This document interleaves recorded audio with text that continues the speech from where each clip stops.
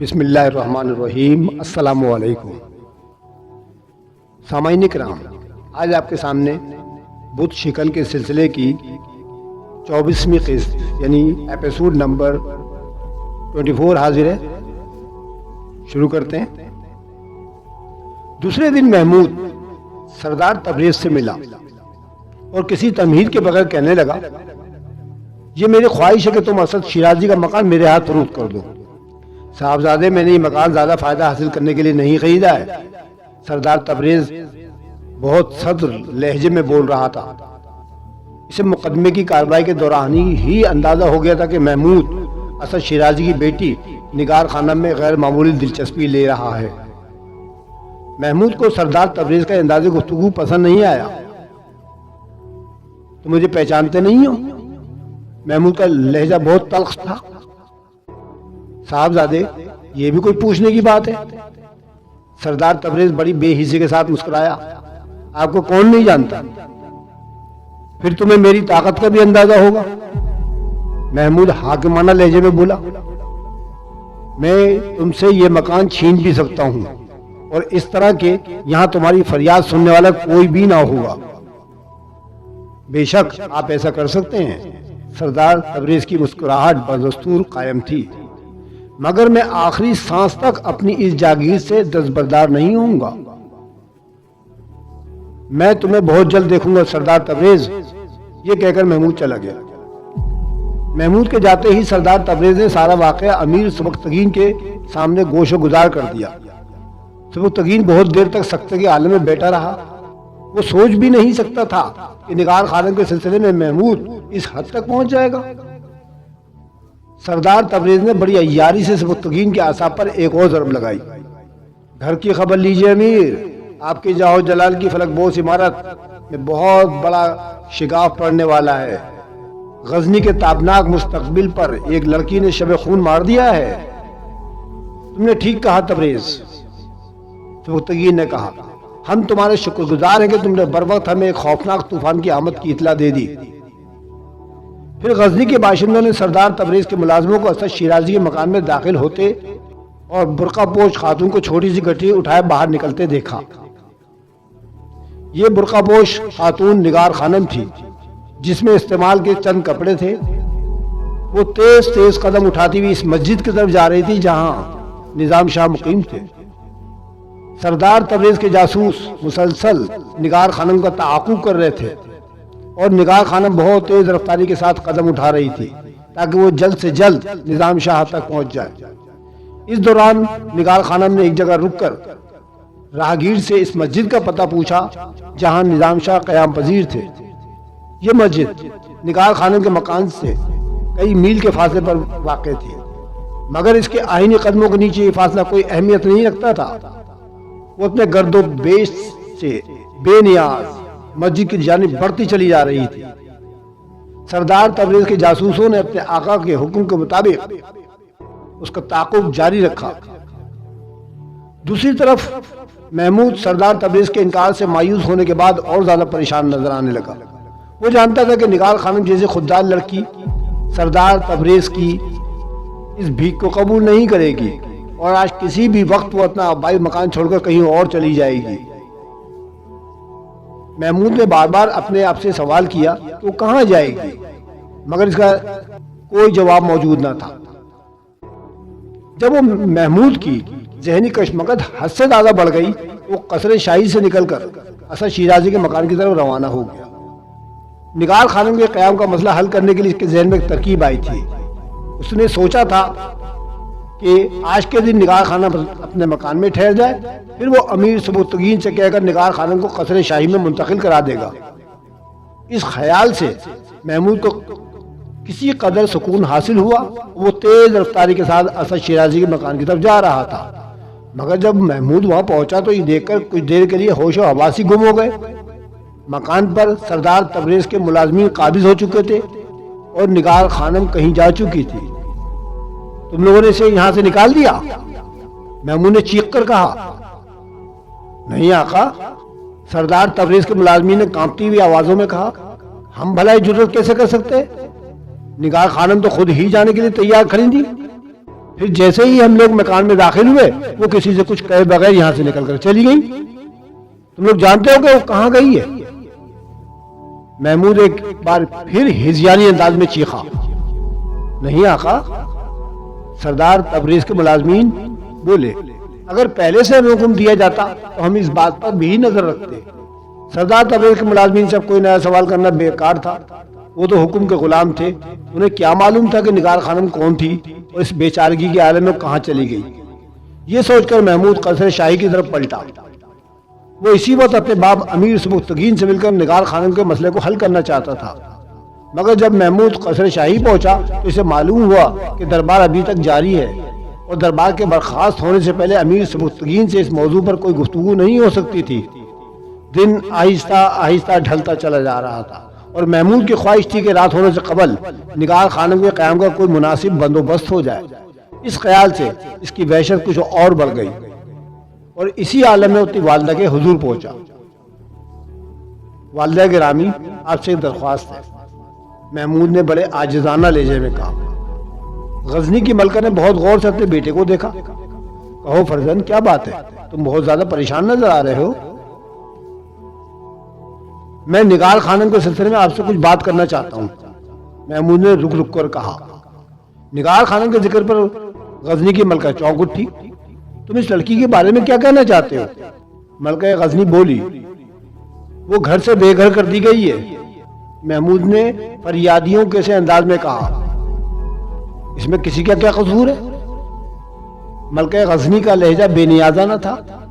جب اسد شیرازی نے اپنا مکان سردار تبریز کے ہاتھوں فروخت کر دیا تو پھر نگار خانم کی ملکیت کہاں باقی رہ جاتی ہے؟ محمود کی والدہ نے نگار خانم کی بے گھری کا منطقی جواز پیش کرتے ہوئے کہا. اب اپنے آبائی مکان میں اس کے قیام کی ایک ہی صورت ہے کہ سردار تبریز نگار خانم کو بحیثیت کرایہ دار قبول کر لے. والدہ گرامی، محمود نے تیز آواز میں کہا، آپ صورتحال سے پوری طرح باخبر نہیں. سردار تبریز بہت برا انسان ہے. اس نے نگار خانم کو اپنے مکان میں قیام کی پیشکش کی تھی مگر اس کے ساتھ ہی اس نے ایک بے سہارا لڑکی سے اپنی بخشی ہوئی رعایت کا سود بھی طلب کیا تھا. خاموش ہو جاؤ محمود، ملکہ غزنی نے ڈانٹتے ہوئے کہا. میں سوچ بھی نہیں سکتی تھی کہ تم اپنی ماں کے روبرو اس قدر گستاخانہ لہجے میں گفتگو کرو گے. کیا تم نہیں جانتے کہ سردار تبریز تمہارے باپ کے گہرے اور قریبی دوست ہیں اور پھر عمر کے لحاظ سے بھی وہ تمہارے لیے ایک بزرگ کا درجہ رکھتے ہیں؟ محمود نے گھبرا کر سر جھکا لیا. میں اپنے لہجے کی بے باکی پر بہت شرمندہ ہوں ام محترم، مگر مجھ سے نگار خانم کی دربدری دیکھی نہیں جاتی. اس لیے میں نے اپنی ماں کی خدمت میں درخواست پیش کی ہے کہ ملکہ غزنی اپنے اقتدار کی طاقت استعمال کر کے اس لاوارث لڑکی کو خانہ بدوش ہونے سے بچا لے. محمود کے لہجے سے دل کا درد جھلک رہا تھا. میں نے سردار تبریز سے کہا تھا کہ وہ نگار خانم کا آبائی مکان میرے ہاتھ فروخت کر دے مگر وہ اس پر آمادہ نہیں ہوا. اب میری التجا ہے کہ آپ اس معاملے میں مداخلت کریں. شاید بابا جان اپنے دوست کی حمایت میں میری درخواست قبول نہ فرمائیں. اب میری امیدوں کا مرکز صرف آپ کی ذات رہ گئی ہے. ایک لمحے کے لیے محمود کی اثر انگیز گفتگو سن کر ملکہ غزنی کا دل بے قابو ہو گیا مگر فوراً ہی اس مدبر عورت نے اپنی جذباتی کیفیت کو نظر انداز کر دیا. محمود، تم ہماری اجازت کے بغیر ایک اجنبی لڑکی کے لیے اس حد تک چلے گئے؟ ملکہ غزنی نے ناگوار لہجے میں کہا. تمہارے اس طرز عمل پر ہمیں حیرت بھی ہے اور افسوس بھی. ہم جاننا چاہتے ہیں کہ آخر تم نگار خانم میں اس قدر دلچسپی کیوں لے رہے ہو؟ والدہ کے اچانک سوال پر چند لمحوں کے لیے محمود گھبرا گیا. پھر اس نے اپنے اعصاب پر قابو پاتے ہوئے بہت آہستہ لہجے میں کہا. والدہ گرامی، نگار خانم میری ہمدرد ہے، اس لیے میں بھی اسے برے وقت میں تنہا چھوڑنا نہیں چاہتا. ہرگز نہیں. اچانک ملکہ غزنی کا لہجہ غضبناک ہو گیا. وہ تمہاری ہمدرد نہیں ہو سکتی. اسے صرف اپنی ذات سے دلچسپی ہے. وہ تمہاری سادہ لوہی اور کم عمری سے فائدہ اٹھاتے ہوئے خوفناک کھیل کھیل رہی ہے. کیسا خوفناک کھیل؟ محمود نے پریشان ہوتے ہوئے کہا. یہ ساری باتیں تمہیں تمہارے باپ بتائیں گے، ملکہ غزنی نے کہا. مگر میں آپ سے نگار خانم کے بارے میں بات کر رہا ہوں۔ محمود نے ملکہ غزنی کے تبصرے کو نظر انداز کرتے ہوئے کہا، اس کا مسئلہ فوری طور پر حل طلب ہے، میں اس سلسلے میں کچھ نہیں کر سکتی فرزند، ملکہ غزنی نے صاف صاف کہہ دیا۔ وہ محمود کے دل میں اٹھنے والے جذباتی طوفان کے زور کو اسی وقت توڑ دینا چاہتی تھی۔ آپ اتنا تو کر سکتی ہیں نا کہ اپنے حکم سے نگار خانم کو عارضی طور پر قصر شاہی میں ٹھہرنے کی اجازت دے دیں۔ محمود نے کہا، میں تمہارے بابا جان کی اجازت کے بغیر یہ کام بھی نہیں کر سکتی، ملکہ غزنی نے بے حسی اختیار کرتے ہوئے کہا۔ آخر بابا جان سرزمین غزنی پر اس بے گناہ اور معصوم لڑکی کا وجود برداشت کیوں نہیں کر لیتے؟ یکایک محمود کے چہرے پر ناگواری کا رنگ ابھر آیا۔ ملکہ غزنی نے چاہا کہ وہ بیٹے کے سامنے سارے سنگین حقائق بیان کر دے، مگر پھر کچھ سوچ کر اس نے بات کا رخ بدل دیا۔ یہ سوال تم اپنے بابا جان سے کرو، وہی تمہیں اس کا جواب دیں گے، لیکن اتنا ضرور سن لو کہ تم آئندہ نگار خانم سے کوئی تعلق نہیں رکھو گے۔ محمود اپنی والدہ سے مزید سوال کرنا چاہتا تھا کہ امیر سبکتگین اپنی حرم سرم میں داخل ہوا۔ ملکہ غزنی کے چہرے پر ناگواری کی علامت دیکھ کر اسے حیرت ہوئی، پھر اس نے محمود کی طرف دیکھا جو سر جھکائے بیٹھا تھا۔ امیر سبکتگین کی ذہانت اور تیز نگاہی نے چند لمحوں میں ہی صورتحال کو سمجھ لیا۔ میں فضا میں بہت بڑی تبدیلی محسوس کر رہا ہوں، آخر اس کی وجہ کیا ہے؟ امیر سبکتگین نے اپنی بیوی کو مخاطب کرتے ہوئے کہا۔ ملکہ غزنی اسی موقع کی تلاش میں تھی۔ اس نے کسی ہچکچاہٹ کے بغیر شوہر سے کہنا شروع کر دیا، صاحبزادے کو نگار خانم کی بے گھری کی فکر ستا رہی ہے۔ یہ سن کر امیر سبکتگین کی بھامیں کھنچ گئی اور ماتھے پر کئی بل پڑ گئے۔ محمود، یہ میں کیا سن رہا ہوں؟ امیر غزنی نے بلند آواز میں کہا، سردار تبریز بھی مجھ سے تمہاری شکایت کر رہے تھے کہ تم نے ان سے بہت بدتمیزی کری ہے۔ سردار تبریز نے غلط بیانی سے کام لیا ہے۔ محمود کے لہجے میں خوف یا پریشانی کا ہلکا سا شائبہ تک نہ تھا۔ میں نے ان سے نہایت ادب کے ساتھ گزارش کی تھی کہ وہ اسد شیرازی کا مکان میرے ہاتھ فروخت کر دیں، مگر وہ اپنی دولت سے سرشار تھے، اس لیے انہوں نے بڑی بے رحمی کے ساتھ میری درخواست کو مسترد کر دیا۔ آخر میں امیر غزنی کا فرزند ہوں، مجھ سے اپنی یہ توہین برداشت نہ ہوئی، پھر میری زبان بھی دراز ہو گئی۔ لیکن آپ یقین کریں اس جارحیت کی ابتدا خود سردار تبریز نے کی تھی۔ وہ ایک لاوارث لڑکی کی مجبوریوں سے فائدہ اٹھانا چاہتے ہیں، مگر بابا جان میں ایسا نہیں ہونے دوں گا۔ محمود کے لہجے سے کھلی ہوئی بغاوت کا اظہار ہو رہا تھا۔ بیٹے کا طرز گفتگو دیکھ کر امیر سبکتگین تو سناٹے میں آ گیا۔ اس نے جس طوفان کو روکنے کی پہلے کوشش کی تھی، وہی طوفان اپنی تمام ہولناکیوں کے ساتھ اس کی پرسکون زندگی کے ساحل پر نمودار ہو چکا تھا۔ سبکتگین بہت دیر تک اپنے خیالات میں گم رہا، پھر محمود کو مخاطب کرتے ہوئے کہا، فرزند میں سمجھتا تھا کہ تم اپنے باپ کے حکم پر آنکھیں بند کر کے عمل پیرا رہو گے، مگر اب محسوس ہوتا ہے کہ تمہارے دماغ میں کچھ اندیشے سر ابھار رہے ہیں، اس لیے میں چاہتا ہوں کہ تم سے صاف صاف باتیں کروں اور تمہیں زمانے کی عیاریوں کے بارے میں سب کچھ بتا دوں۔ اس کے بعد سبکتگین نے بیٹے کے سامنے اسد شیرازی کی بیشتر سازشوں کی تفصیل بیان کر دی، بس اپنے اور ارمغانہ کے تعلقات کا ذکر نہ کیا۔ فرزند، نگار خانم اسی اسد شیرازی کی بیٹی ہے جس نے بچپن میں 2 بار تمہیں زہر دلوانے کی کوشش کی تھی۔ باپ کی زبان سے انکشاف سن کر محمود کے چہرے کا رنگ متغیر ہو گیا۔ بیٹے، میں نگار خانم کا دشمن نہیں ہوں، مگر باپ کے دل سے مجبور ہوں۔ امیر سبکتگین کی آواز بھی شدت جذبات سے مغلوب نظر آ رہی تھی۔ پھر تم بتاؤ کہ میں نگار خانم پر کس طرح اعتبار کر لوں؟ میں نے تم سے کچھ دن پہلے ہی وعدہ لیا تھا کہ تم شمشیروں کی جھنکار کے سوا کوئی آواز نہیں سنو گے، مگر آج تمہاری طرف سے عہد شکنی کا بھرپور مظاہرہ ہو رہا ہے اور تم پورے دماغ کے ساتھ چوڑیوں کی کھنک اور پازیب کی جھنکار سن رہے ہو۔ میں کوئی آواز نہیں سن رہا ہوں امیر معظم، محمود نے نہایت ادب و احترام کے لہجے میں کہا، اور نہ میں نے کوئی عہد شکنی کی ہے۔ میں آپ کے حوالے سے اس گناہ کا تصور بھی نہیں کر سکتا۔ پھر تم اس لڑکی کی حمایت کیوں کر رہے ہو جسے تمہارا باپ پسندیدہ نظروں سے نہیں دیکھتا؟ امیر سبکتگین نے کسی قدر تلخ لہجے میں کہا۔ وہ میری ہمدرد ہے بابا جان، محمود نے جھجک کے بغیر کہا، اور میں اپنے ہمدردوں کو گردش کے وقت میں تنہا نہیں چھوڑتا۔ تو پھر اپنے ماں باپ کو تنہا چھوڑ دو، امیر سبکتگین نے شدید جذباتی لہجے میں کہا۔ اس دنیا کی ایک رسم یہ بھی ہے فرزند کہ نوجوان اولاد کسی عورت کی خاطر ماں باپ کو ٹھکرا دیتی ہے، تم بھی ایسا کرو، اب تمہیں کوئی نہیں روکے گا۔ یہ کہہ کر امیر سبکتگین واپس جانے کے لیے مڑا۔ میں سردار تبریز سے کہہ دوں گا، تم چاہو تو وہ مکان خرید کر نگار خانم کو دے سکتے ہو۔ یہ کہتے کہتے امیر سبکتگین کا چہرہ دھواں ہو گیا تھا۔ شاباش فرزند، اچانک سبکتگین نے پلٹ کر محمود کی طرف دیکھا، تم نے فرزندی کا حق ادا کر دیا۔ امیر غزنی کے لہجے میں بڑا کرب تھا، پھر وہ کسی شخص خودہ انسان کی طرح سر جھکائے آہستہ آہستہ چلتے ہوئے کمرے سے باہر نکل گیا۔ باپ کی جذباتی حالت دیکھ کر محمود سناٹے میں آ گیا تھا۔ اس نے سوچا بھی نہ تھا کہ صورتحال اچانک اتنی تیزی سے بدلے گی۔ شوہر کے جاتے ہی ملکہ غزنی نے چیخ کر کہا، محمود اب تمہیں کس چیز کا انتظار ہے؟ باپ کی شخص پر اپنی فتح کا جشن مناؤ، اپنے ہمدردوں کو ساتھ دو اور ماں باپ کو چھوڑ کر چلے جاؤ۔ میں نہیں جانتی تھی کہ تم اپنے باپ سے عہد کر کے اس طرح پھر جاؤ گے۔ ملکہ غزنی کے لہجے میں غصہ بھی شامل تھا اور شدید کرب بھی۔ اب جب کہ تم نے اپنا عہد توڑ ہی دیا ہے تو پھر یہاں بیٹھے ہوئے کیا کر رہے ہو؟ نگار خان کو لے کر یہاں سے کہیں دور چلے جاؤ، ہم تمہارے بغیر بھی جی لیں گے، ہمیں ہر حال میں جینا آتا ہے۔ یہ کہتے کہتے ملکہ غزنی کی آنکھوں سے آنسو بہنے لگے۔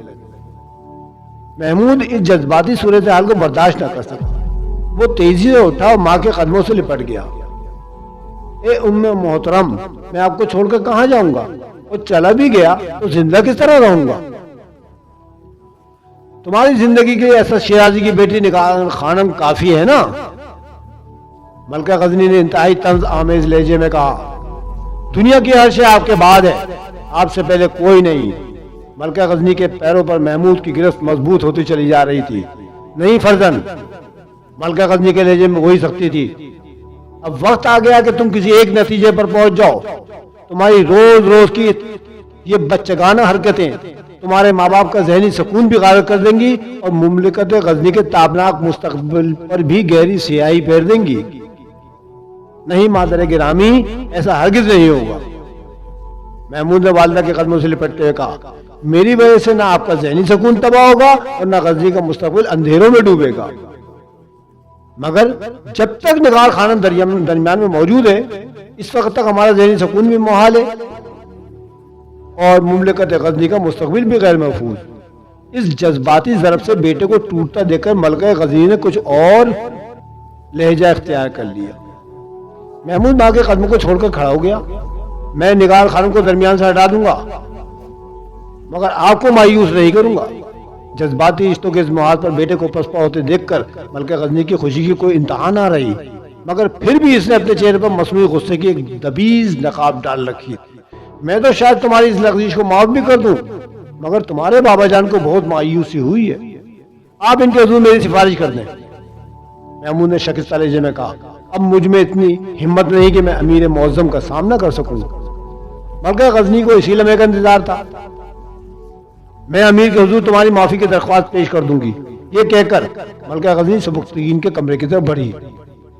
میں جانتی ہوں تمہارے بابا جان ایک روشن خیال اور اعلیٰ ظرف انسان ہے، وہ اپنے بیٹے کی اس غلطی کو آسانی سے معاف فرما دیں گے۔ پھر جب خلوت میں پہنچ کر ملکہ غزنی نے اپنے شوہر کو تمام صورتحال سے آگاہ کیا تو امیر سبکتگین کے چہرے پر خوشی کی ایک لہر دوڑ گئی اور بے اختیار کی زبان سے نکلا، میں جانتا تھا ملکہ عالیہ کہ میرا بیٹا محمود ایسا ہی کرے گا۔ وہ دنیا کی کسی شخصیت کو اپنے ماں باپ پر ترجیح نہیں دے سکتا۔ اللہ کا شکر ہے کہ اس نے میرے حسن زن کی آبرو رکھی اور میرے فرزند محمود کو اس کڑی آزمائش میں کامیابی سے ہمکنار فرمایا۔ میں ابھی محمود کو لے کر آپ کی خدمت میں حاضر ہوتی ہوں، ملکہ غزنی نے کہا اور واپس مڑی۔ نہیں، ہم خود محمود کے پاس جائیں گے، آخر وہ ہمارا بیٹا ہے، کوئی مجرم تو نہیں۔ پھر جب امیر سبکتگین اور ملکہ غزنی محمود کے کمرے میں پہنچے تو سلطنت غزنی کا ولی عہد اداس کھڑا تھا۔ وہ آنے والے قدموں کی چاپ سن کر پلٹا اور جب اس نے اپنے ماں باپ کو دروازے میں داخل ہوتے دیکھا تو بہت تیزی سے آگے بڑھا اور امیر سبکتگین کے قدموں سے لپٹ کر رونے لگا۔ بابا جان، میں آپ کو چھوڑ کر کہاں جا سکتا ہوں؟ میرے تو سب کچھ آپ ہی کے قدموں میں ہے، امیر سبکتگین نے بے اختیاری کے عالم میں محمود کے دونوں ہاتھ پکڑے اور اس کو اٹھایا اور اپنے گلے سے لگا لیا. میں جانتا ہوں محمود کہ تم کیسے سعادت مند بیٹے ہو، مگر کبھی کبھی زمانے کی مسموم ہوائیں تمہارے مزاج پر اثر انداز ہو جاتی ہیں. امیر سبکتگین انتہائی رقت آمیز لہجے میں بول رہا تھا. فرزند، میں تمہیں انہی زہریلی ہواؤں سے بچانا چاہتا ہوں. یاد رکھنا، یہ دنیا والے آئندہ بھی تمہاری اس تازہ دلی سے ناجائز فائدہ اٹھانے کی کوشش کریں گے، مگر میرے بیٹے تم اپنے جذبات کے غلام نہ ہو جانا.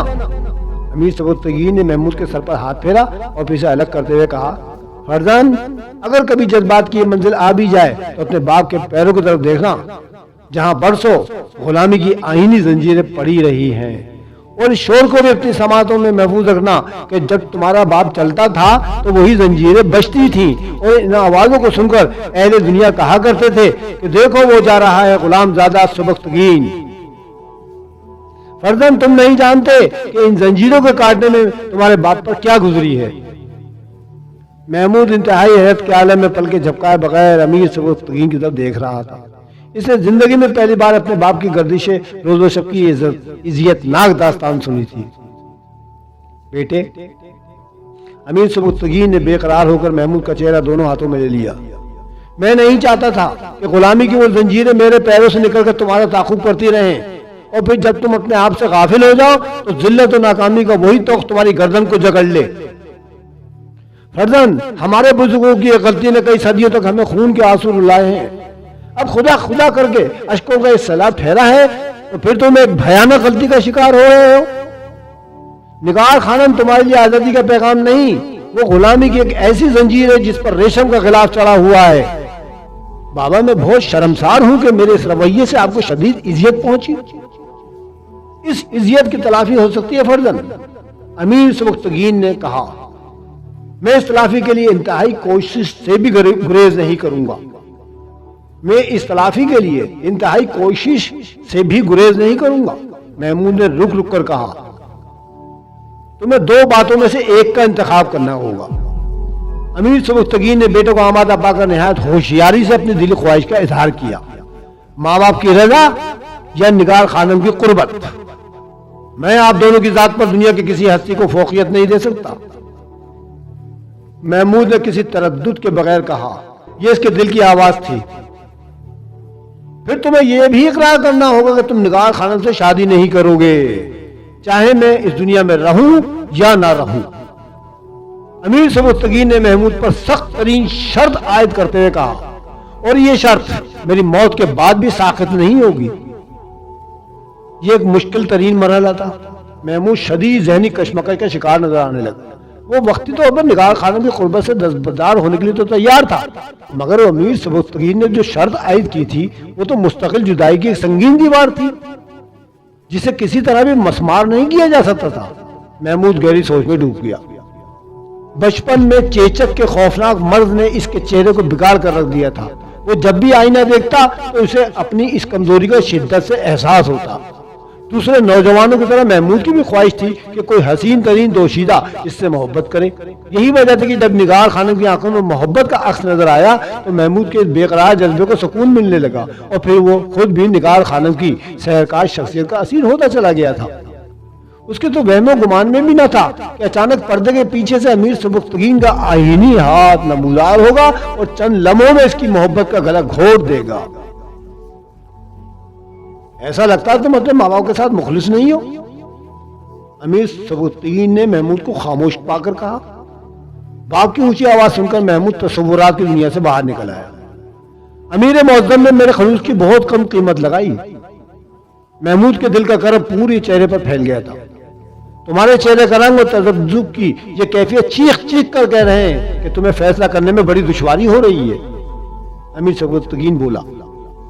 حضرت نظام شاہ نے نگار خانم کے کردار پر خود ہی گواہی دی ہے، مگر آپ ایک ایسے شخص کی گواہی کو بھی تسلیم نہیں کرتے جو اپنے کردار میں سورج کی طرح روشن ہے. محمود نے امیر سبکتگین کے سوال کا جواب دینے کے بجائے ایک نیا سوال کر دیا. یہ نظام شاہ کی عظیم شخصیت کا ہی اثر ہے کہ میں نے اپنا فیصلہ بدل ڈالا. امیر غزنی کے لہجے کی تیزی کچھ اور نمایاں ہو گئی. ورنہ ساری دنیا جانتی ہے کہ سبکتگین اپنے فیصلے تبدیل نہیں کرتا، مگر تم اس موقع پر نظام شاہ کی گواہی کو درمیان میں کیوں لے آئے؟ تمہیں تو بس ایک ہی فیصلہ کرنا ہے کہ نگاہ خانم سے مستقل جدائی یا ماں باپ کی قربت۔ امیر سبکتگین محمود کے دل کی حالت کو سمجھ رہا تھا۔ اگر میں اپنے ذہن سے ہمیشہ کے لیے نگار خانم کا تصور نکال دوں تو کیا آپ میرے اس عمل سے راضی ہو جائیں گے؟ محمود نے بڑی جرأت و بے باکی کے ساتھ اپنے اصول پرست باپ سے سوال کیا۔